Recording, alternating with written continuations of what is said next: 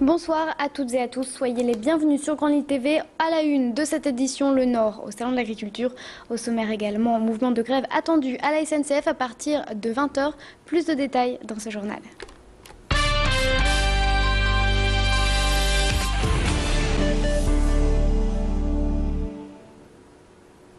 Et pour commencer, on revient sur ce fait divers qui s'est déroulé à Roubaix. Dimanche, un peu avant 23 h, un Roubaixien de 42 ans a été retrouvé mort à son domicile, situé rue Charlemagne.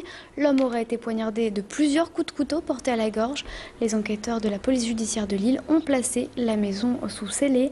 Cette dernière aurait été complètement retournée par le ou les agresseurs. Une histoire de drogue pourrait être à l'origine de ce drame. D'après le médecin légiste, le décès remonterait à plusieurs jours. A noter qu'une information judiciaire pour homicide volontaire a été ouverte par le parquet de Lille. On en parlait donc dans les titres, perturbations du côté du rail. Dans le cadre d'un mouvement européen de grève interprofessionnelle, la circulation des trains sera compliquée à partir de ce soir 20 h et jusqu'au 1er mars 8 h. Les syndicats ont donc déposé un préavis.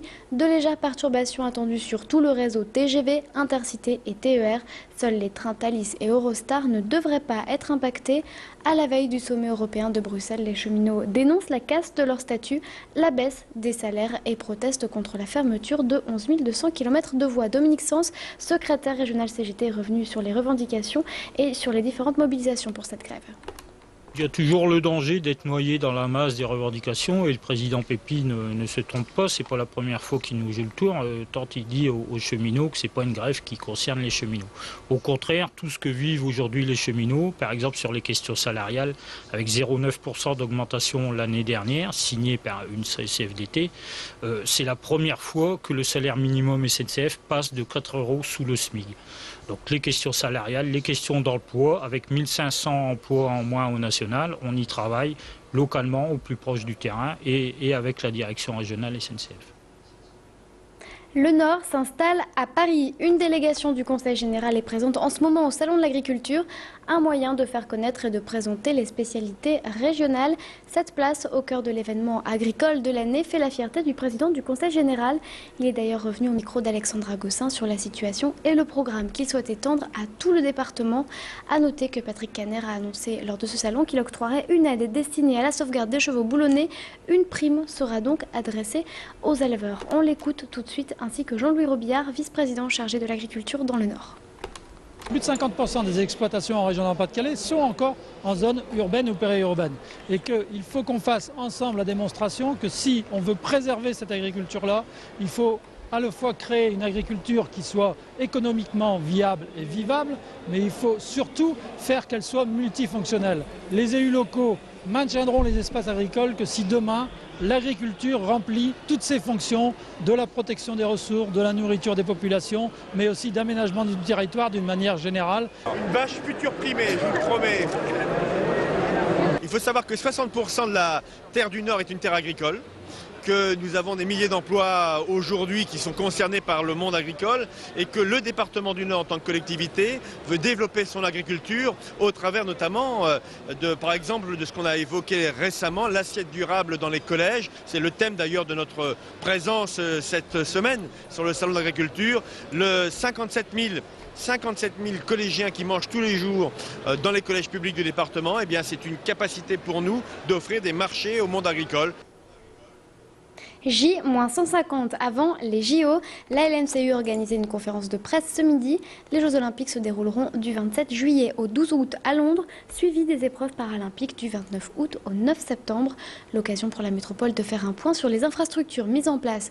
Le Nord, je vous le rappelle, se place en véritable base arrière de l'événement sportif de l'année. Pour faire partager l'effervescence des préparations des JO aux métropolitains, plusieurs manifestations vont être organisées, notamment la quinzaine de l'Hortense et la nocturne du Grand Boulevard. On fait le point tout de suite avec ces propos recueillis par notre journaliste Macha Grenessen.